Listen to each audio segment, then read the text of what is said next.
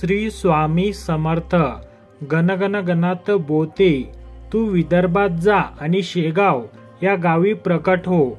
संत गजानन महाराज शेगावात माघ महिन्यात वद्य सप्तमी दिवशी भक्तांच्या कल्याणासाठी सर्वप्रथम प्रकटले.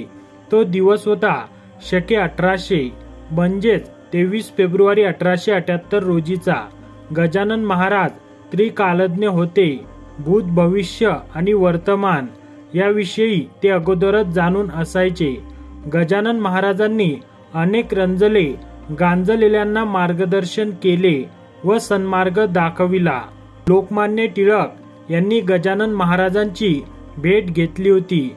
गजानन महाराज हे अत्यंत परमोच्च स्थितीला पोहोचलेले असे ब्रह्मवेत्ते महान संत होते आणि त्यांचे जीवन हे एक मोठे गूढच होते. ते विदेही स्थितीत वावरणारे असे परमहंस संन्यासी असून जीवनमुक्त होते. गजानन महाराज शेगावला येण्यापूर्वी अक्कलकोटला स्वामी समर्थांच्या आश्रमात होते व तिथे त्यांनी आपले बालपण घालविले असा उल्लेख तुकाराम रामचंद्र नागलकर यांनी लिहिलेल्या एका पोथीत आढळून येतो. गणगण गणात बोते हा त्यांचा आवडता मंत्र, ज्याचा ते अखंड जप करीत. अक्कलकोट स्वामींनी गजानन महाराजांना सांगितले की तू विदर्भात जा आणि शेगाव या गावी प्रकट हो. तिकडच्या लोकांना नामस्मरणाचे महत्त्व पटवून दे. नामस्मरण हे एक चिखलत आहे. नियतीने कितीही वार केले तरी आत कुठेही जखम होत नाही. शेगावला जाण्यापूर्वी नाशिकला जा.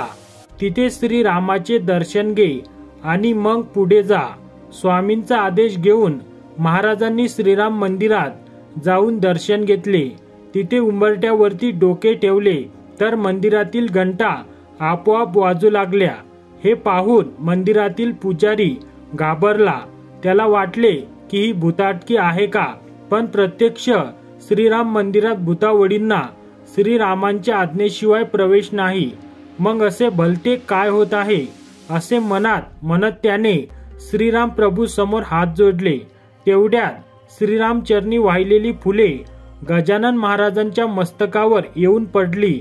ते पाहून पुजारी गाभाऱ्यातून बाहेर आला आणि ते दृश्य पाहून मनोमन विचार केला, ही कोणी साधारण व्यक्ती नाही, आणि त्याने महाराजांच्या चरणी लोटांगण घातले. आपल्या अवतार कार्यातील 32 वर्षाचा काळ गजानन महाराजांनी शेगावमध्ये व्यतीत केला. अवतार कार्यात महाराजांची हजारो भाविकांचा उद्धार केल्याचे सांगितले जाते.